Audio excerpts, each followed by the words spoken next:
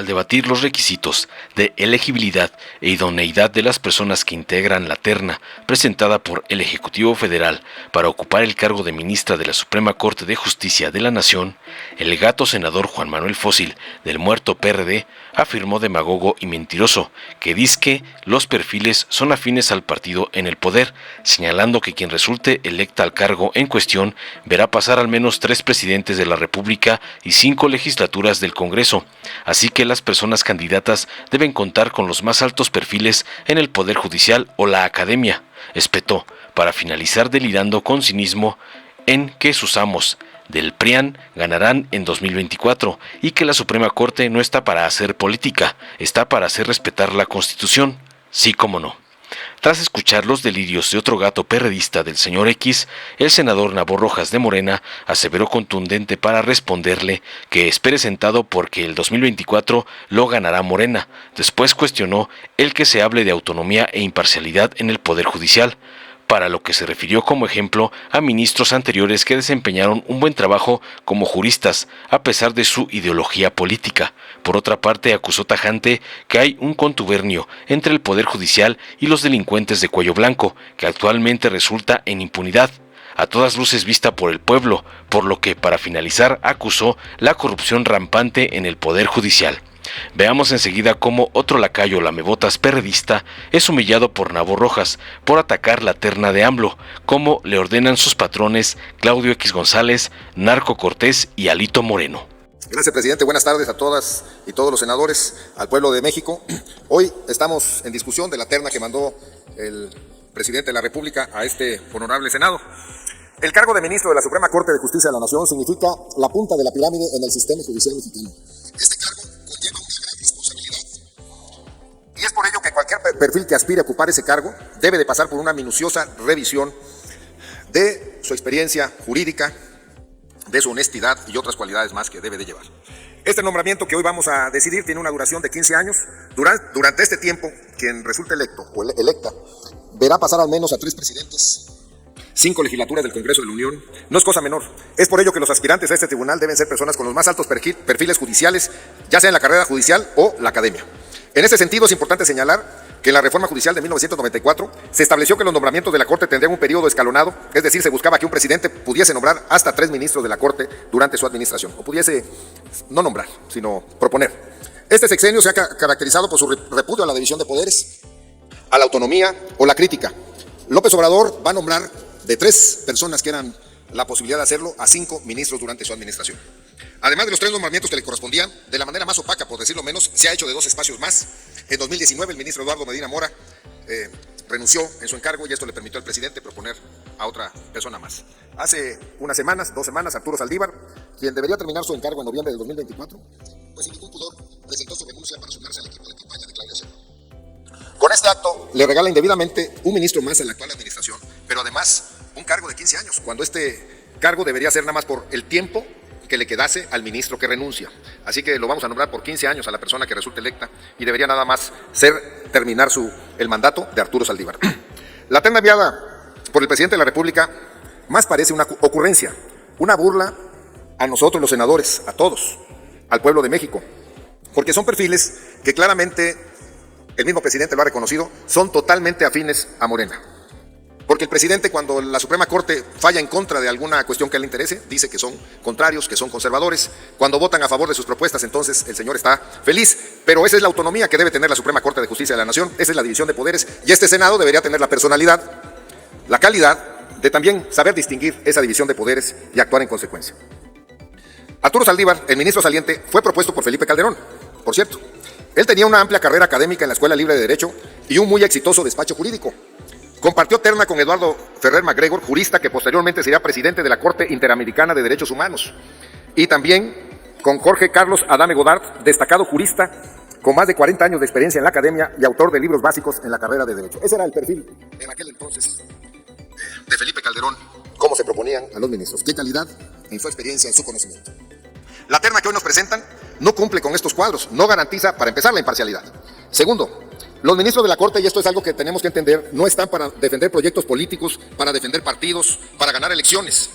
Ya lo dijo la presidenta de la Suprema Corte de Justicia de la Nación, Norma Piña, la Suprema Corte no está para hacer política, está para hacer respetar la Constitución. Esa es su función principal. Mantener el Estado de Derecho y garantizar el control constitucional. ¿Para qué está hecha la Suprema Corte de Justicia de la Nación? Escuché una opinión, argumento de una persona que pasó de Morena que dice, antes era igual, ¿de qué se quejan?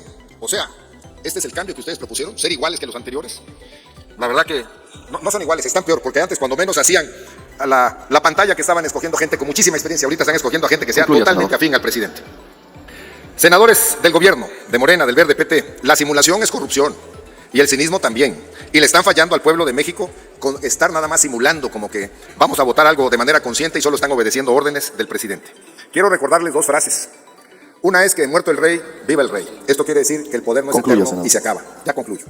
Del presidente López Obrador, en alguna plática, le escuché decir que no hay títere con poder que se deje mangonear. Así que en las decisiones que tomen, también tómenlo en cuenta, porque a veces creen que van a estar eternamente en el poder y yo espero que en el 24 estén fuera. Y además les comento que vamos a presentar una iniciativa para que cuando se presente un caso de renuncia de un ministro o de una ministra, quien lo vaya a sustituir solo sea por el término del mandato que falte, no como esto que está pasando, porque se puede propiciar el abuso del poder y la corrupción de la Suprema Corte de Justicia de la Nación. Bueno, pues como no cumplen con requisitos esta terna de imparcialidad para empezar, el grupo parlamentario del PRD votará en contra de esta terna. Muchas gracias, muy amables. Con su venia, señor presidente, el PRD sobre todo va a esperar sentado a ese interés.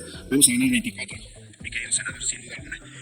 Seguramente los panistas recuerdan el nombre del ministro Sergio Aguirre Anguiano, y lo han de recordar muy bien porque siendo ministro se decía orgullosamente panista. Pero debo de reconocer que siendo orgullosamente panista y ministro de la Corte era un buen jurista y hay que reconocer también hizo buen trabajo como ministro. Es decir, aunque era panista y lo decía orgullosamente, eso no quitó que fuera un buen ministro. Pero también los periodistas se han de acordar muy bien de Miguel Montes García, aquel que fue del caso Colosio, recordarán, o a Salvador Rocha o a Trinidad Lanz Cárdenas. Bueno, pues ellos también se decían orgullosamente partidistas y tampoco les vamos a quitar el mérito que quizá alguna vez, aunque fueron partidistas, contribuyeron en algo al tema judicial. Porque me da mucho interés que suben aquí la oposición a hablar de autonomía, de imparcialidad. Yo pregunto, ¿realmente ha habido autonomía e imparcialidad? Cuando he sabido de todos que toda la estructura del Poder Judicial fue armada hace muchos años por Gil Suárez. Es decir, toda esta estructura, la infraestructura incluso del Poder Judicial, es totalmente partidista y está del lado de la derecha. Eso lo sabemos todos.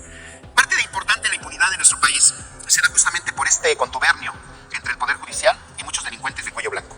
Yo quiero decirles, vean nada menos las cifras, las encuestas, el Poder Judicial es el que más está desaprobado por la población, por justamente todas las decisiones que sacan en detrimento de la población, que es a la que justamente deben de proteger, pero que sin embargo tienen muchos, el porcentaje de fallos en contra de la población es enorme. Es decir, se ha ponderado el apoyo a narcotraficantes, a delincuentes, que en lugar de la población.